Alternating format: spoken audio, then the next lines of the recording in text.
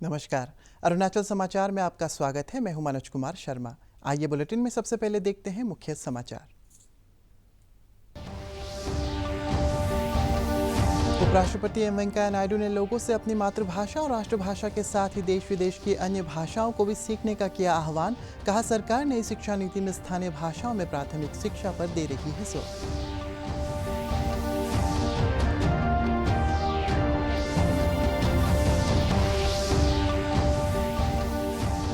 केंद्रीय पूर्वोत्तर विकास मंत्री जी किशन रेड्डी और अरुणाचल प्रदेश के मुख्यमंत्री पेमा खांडू ने लोगों से देखो अपना देश कार्यक्रम के तहत अरुणाचल प्रदेश के मनोरम पर्यटन स्थलों का भ्रमण करने की अपील। कहा, बुनियादी सुविधाओं के विकास से आसान हुआ सुदूर इलाकों का भ्रमण।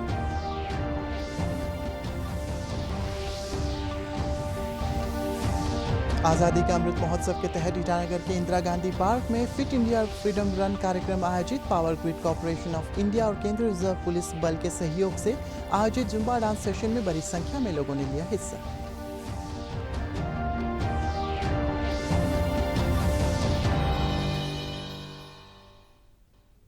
उपराष्ट्रपति एम वेंकैया नायडू ने अपनी मातृभाषा और राष्ट्रभाषा के साथ ही देश विदेश की अन्य भाषाओं को भी सीखने पर जोर दिया।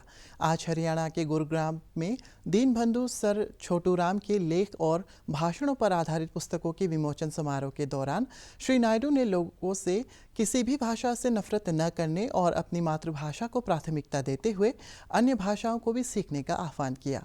उन्होंने कहा है कि सरकार नई शिक्षा नीति में स्थानीय भाषाओं में प्राथमिक शिक्षा पर दे रही है जोर।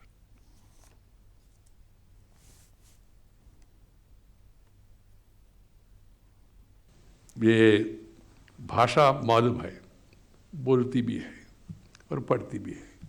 सो ऐसी भाषा को सीखना बहुत ज़रूरी है। इसलिए मैं जब भी चेन्नई भी जाता हूँ, वहाँ भी लोगों को कहता हूँ, भाई किसी भाषा को विरोध मत करो, सीखने के लिए प्रयास करो। हाँ, अंग्रेजी सीखना है, ज़रूरी है, मगर पहले अपना मातृभाषा, बाद में भारतीय भाषा सीखने से बहुत फायदा होगा। केंद्रीय पूर्वोत्तर विकास मंत्री जी किशन रेड्डी ने अरुणाचल प्रदेश के तवांग की ऊंची और मनोरम पर्वत श्रेणियों में याक पालन करने वाले ब्रोकपा जनजाति का वीडियो शेयर करते हुए लोगों से अपने देश के पर्यटन स्थलों का भ्रमण करने की अपील की। मुख्यमंत्री पेमा खांडू ने समुद्र तल से करीब 13,700 फीट की ऊंचाई पर स्थित तवांग के सेला लेक के भ्रमण का वीडियो शेयर करते हुए कहा है कि राज्य सरकार केंद्र के सहयोग से पर्यटन क्षेत्र को बढ़ावा देने के लिए आवश्यक बुनियादी सुविधाओं का विकास कर रही है।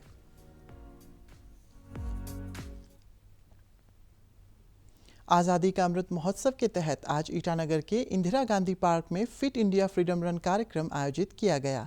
Power grid corporation of India और केंद्रीय रिजर्व पुलिस बल के सहयोग से आयोजित जुम्बा डांस सेशन में बड़ी संख्या में लोगों ने हिस्सा लिया। इस मौके पर पावर ग्रिड के एग्जीक्यूटिव डायरेक्टर भीमनेंदु शेखर झा और सीआरपीएफ के कमांडेंट एचएस कैलाश ने लोगों से फिट इंडिया मुहिम में हिस्सा लेने और अपने शरीर को स्वस्थ रखने के लिए नियमित योगा और व्यायाम करने की अपील की।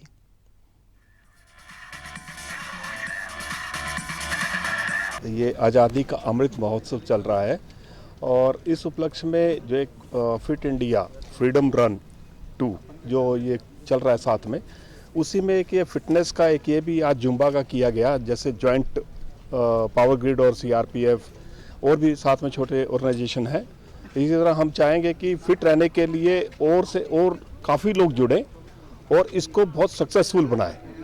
और हमारे आदरणीय प्रधानमंत्री श्री नरेंद्र मोदी जी द्वारा ये घोषणा की गई कि आज़ादी के अमृत महोत्सव के रूप में यह वर्ष मनाया जाएगा। इसी के उपलक्ष्य में सभी को स्वस्थ रहने की एक शिक्षा दी जाएगी, ताकि स्वस्थ मनुष्य के बिना स्वच्छ भारत का निर्माण नहीं, स्वस्थ भारत का निर्माण नहीं हो सकता।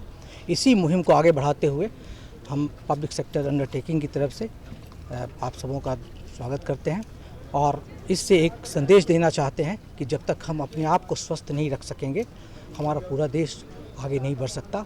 इसी मुहिम को हम लोग लगातार आगे बढ़ाए हुए हैं। हमारी पहली शुरुआत 13 तारीख से शुरू हुई थी, जो 2 अक्टूबर तक अनवरत चलेगी और लगातार हम लोग इसमें लोगों को जोड़ते जा रहे हैं। इसी क्रम में हमारे साथ सीआरपीएफ के कमांडेंट साहब हैं, इन्होंने भी हम लोगों के साथ ज्वाइंट मुहिम शुरू किया हुआ है। राजधानी ईटानगर पुलिस ध्वनि प्रदूषण पर नियंत्रण के लिए जन जागरूकता अभियान चला रही है। आज ईटानगर में जिला उपायुक्त तालो पोतम और पुलिस अधीक्षक जिमी चीराम के समक्ष बुलेट चालकों ने बहुत अधिक आवाज करने वाले अपने मॉडिफाइड साइलेंसर सरेंडर किए। जिला उपायुक्त ने बताया कि यातायात नियमों के अंतर्गत प्रदूषण नियंत्रण के मानदंडों का उल्लंघन करने वाले वाहन चालकों से 2,000 रुपये से लेकर 15,000 रुपये तक का जुर्माना वसूलने का प्रावधान है। उन्होंने लोगों से यातायात नियमों का पालन करने की अपील की।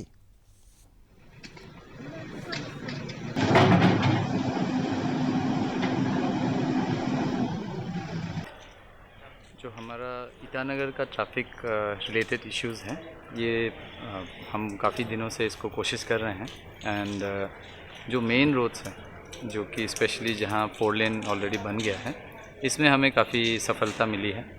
एंड इसके बाद हम कोशिश करेंगे कि हमारा जो कनेक्टिंग रोड्स हैं, जो कॉलोनीज़ हैं, उसमें भी हम धीरे धीरे अपना जो रेगुलेशंस हैं उसको ले जाएं। और वहाँ के एक्चुअली पब्लिक से सपोर्ट चाहिए होगा कि अभी जो आप ईटानगर में अभी देख रहे हैं, अभी एसपी सर और हमारा जो डीवाईएसपी दोनों जो अभी 4 लेन जो एग्जिस्टिंग 4 लेन में तो कोई ट्रैफिक नहीं है, अभी पूरा 4 लेन पूरा अवेलेबल है। ऐसे ही आपको नाहरलगन का जो टाउन एरिया का है उसको अभी पैकेज बी को अभी हैंड ओवर करेगा। हैंड ओवर करने के बाद वहाँ जो सड़क है वो हम लोगों ने काफ़ी पार्किंग स्पेस को लेके काफ़ी चर्चा करके कैबिनेट में अप्रूव कराया कि पार्किंग एरिया भी निकालना है। उस हिसाब से वहाँ का जो इविक्शन होगा या उसका लैंड एक्विजिशन होगा, डेमोलिशन होगा, सारा चीज़ अभी 2-3 सप्ताह में फैसला हो जाएगा। और आगे जैसे ही 4 लेन बनता है और हम लोग का जो ट्रैफिक का जो अभी फ्लाईओवर भी है, वायाडक्ट भी है, इस हिसाब से काफ़ी इम्प्रूव होगा। भारतीय जनता पार्टी की पापुमपारे जिला इकाई द्वारा आज दोईमुख में सेवा समर्पण कार्यक्रम के तहत हस्तशिल्प और स्थानीय उत्पादों की प्रदर्शनी लगाई गई। पीएम मोदी के जन्मदिन समारोह के तहत आयोजित सेवा समर्पण कार्यक्रम के दौरान आत्मनिर्भर भारत की दिशा में केंद्र सरकार की योजनाओं के बारे में लोगों को जागरूक करने के लिए स्टॉल लगाए गए थे। इस अवसर पर विधायक ताना हाली तारा ने कहा है कि पीएम मोदी के नेतृत्व में केंद्र सरकार ने अरुणाचल प्रदेश में बुनियादी सुविधाओं के विकास को प्राथमिकता दी है। उन्होंने बताया है कि ईटानगर जोते सड़क की मरम्मत का कार्य जल्द शुरू हो जाएगा। उसका कोई स्टेटस ऐसे है, हमारा जी हमारा पेमा खांडू जी का नेतृत्व में इन्होंने, मैंने जब बना विधायक बना, मैंने इनको बोला मांगा कि हमको एक रास्ता चाहिए, रास्ता की हमारा एक पाइपलाइन हो, जैसे कि NIT है, लॉ कॉलेज है, वोमेन कॉलेज है, cultural exchange centre, north east का एक्सचेंज सेंटर है और आर्मी कैंटोनमेंट होने वाला है। ये सब बात लेकर के मैंने जिक्र किया है, तो पेमा खांडू जी ने उसको फंडिंग दिया है। तो फंडिंग अभी टेंडर हो गया, टेंडर का डिक्लेरेशन भी हो गया, एक फॉर्म मिला है। प्रधानमंत्री नरेंद्र मोदी के नेतृत्व में देश के ग्रामीण क्षेत्रों में सड़क और इंटरनेट कनेक्टिविटी के क्षेत्र में उल्लेखनीय विकास हुआ है। इंटरनेट कनेक्टिविटी के विस्तार से ग्रामीण क्षेत्रों में रोजगार के अवसर भी तेजी से बढ़ रहे हैं। पेश एक रिपोर्ट। इस दशक में हमने गांवों में नई अर्थव्यवस्था के निर्माण के लिए पूरी शक्ति लगानी होगी। आज हम अपने गांवों को तेजी से परिवर्तित होते देख रहे हैं। बीते कुछ वर्षों में गांवों तक सड़क और बिजली की सुविधाओं को पहुंचाने के रहे थे, वो पूरा कालखंड हमारा रहा। लेकिन अब गांवों को ऑप्टिकल फाइबर नेटवर्क, डेटा की ताकत पहुंच रही है, इंटरनेट पहुंच रहा है। गांव में भी डिजिटल एंटरप्रेन्योर तैयार हो रहे हैं। गांव में जो हमारी सेल्फ हेल्प ग्रुप से जुड़ी 8 करोड़ से अधिक बहनें हैं, वो एक से बढ़कर एक प्रोडक्ट्स बनाती है।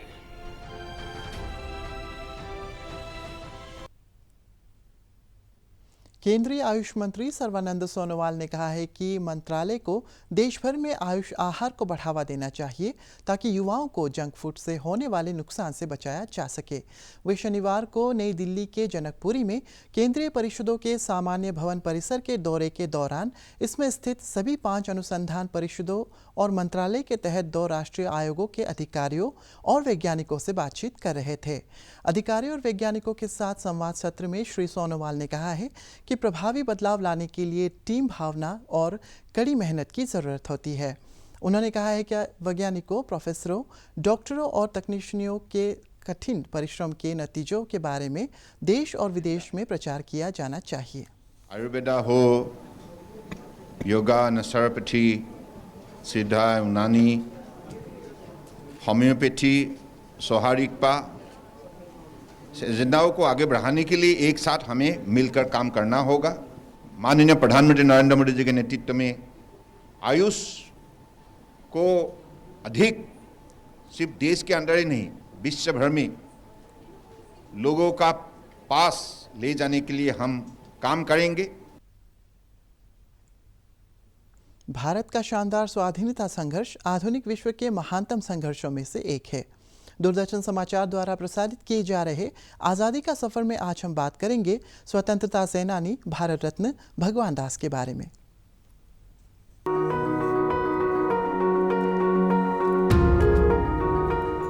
शिक्षक भगवान दास ने कई शैक्षणिक संस्थानों के साथ साथ वाराणसी के मशहूर काशी विद्यापीठ की भी स्थापना की। वे ब्रिटिश भारत की केंद्रीय व्यवस्थापिका सभा के भी सदस्य रहे। भगवान दास का जन्म 12 जनवरी 1869 को वाराणसी में हुआ था। एनी बेसेंट के एक भाषण से प्रेरित होकर भगवान दास 1894 में थियोसॉफिकल सोसाइटी में शामिल हो गए। थियोसॉफिकल साहित्य में उनके योगदान के लिए थियोसॉफिकल सोसाइटी ने उन्हें सन 1900 में सुब्बा राव पदक से सम्मानित किया। सन 1921 में भगवान दास को असहयोग आंदोलन से जुड़ने के कारण 1 साल के कारावास की सजा सुनाई गई, लेकिन अंग्रेज सरकार के प्रस्ताव पर उन्हें केवल 5 सप्ताह बाद रिहा कर दिया गया। भगवान दास कई वर्षों तक अखिल भारतीय कांग्रेस कमेटी के विभिन्न पदों पर कार्य करते रहे। 1934 में वो उत्तर प्रदेश की विधानसभा के लिए चुने गए। 1955 में भगवान दास को साहित्य और शिक्षा में उनकी उपलब्धियों के लिए भारत के सर्वोच्च नागरिक सम्मान भारत रत्न से सम्मानित किया गया। 18 सितंबर 1958 के दिन भगवान दास इस दुनिया से कूच कर गए। अरुणाचल प्रदेश के एडवोकेट जनरल नीलयानंद दत्ता का निधन हो गया है।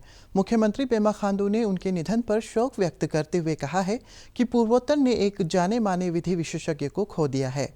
श्री खांडू ने एडवोकेट जनरल नीलयानंद दत्ता जी के परिजनों के प्रति संवेदना व्यक्त की है।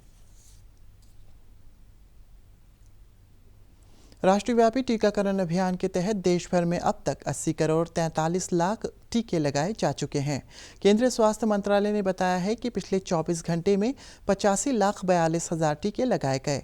मंत्रालय ने बताया कि पिछले 24 घंटे के दौरान 38,945 कोविड रोगी स्वस्थ हुए। स्वस्थ होने की राष्ट्रीय दर 97.68% हो गई है। देश में पिछले 24 घंटे में कोविड के 30,773 मामलों का पता चला है। इस समय देश में कोरोना के लगभग 3,32,000 सक्रिय मामले हैं। दैनिक पॉजिटिविटी दर 1.97% हो गई है। इधर अरुणाचल प्रदेश में पिछले 24 घंटे में कोविड संक्रमण के 32 नए मामले सामने आए और 76 रोगी स्वस्थ हुए। राज्य में कोविड के सक्रिय मामलों की संख्या घटकर 461 रह गई है और रिकवरी दर बढ़कर 98.64% हो गई है। शनिवार को राज्य भर से कोविड जांच के लिए 2,975 सैंपल एकत्रित किए गए। अरुणाचल प्रदेश के मोंडा सांगनो ने नोएडा में आयोजित मिक्स मार्शल आर्ट्स प्रतियोगिता में MMA क्लब के मुकुल सुयाल को पराजित कर दिया। राष्ट्रीय मार्शल आर्ट्स एसोसिएशन द्वारा प्रतिभाशाली खिलाड़ियों की पहचान के लिए क्लब स्तर पर नोएडा में ये प्रतियोगिता आयोजित की गई। मोंडा सांगनो एब्सरा सुमेंटे एकेडमी का प्रतिनिधित्व करते हैं। अरुणाचल समाचार के आज के अंक में इतना ही। जाने से पहले आप सभी से अनुरोध है कि कोविड-19 के दिशा निर्देशों का पालन करें। हमेशा मास्क लगाएं, बार बार हाथ धोएं और सोशल डिस्टेंसिंग के नियमों को मानें। कोरोना महामारी से बचाव के लिए आपका वैक्सीन लगवाना भी ज़रूरी है। अगर आप वैक्सीन लगवाने के पात्र हैं तो ज़रूर लगवाएं। हम कल फिर हाजिर होंगे अरुणाचल और देश और दुनिया की खबरों के साथ। चलते चलते आपको बता दें, आप अरुणाचल समाचार हमारे YouTube channel DD news Arunachal पर भी देख सकते हैं। देखते रहिए अरुण प्रभा। नमस्कार।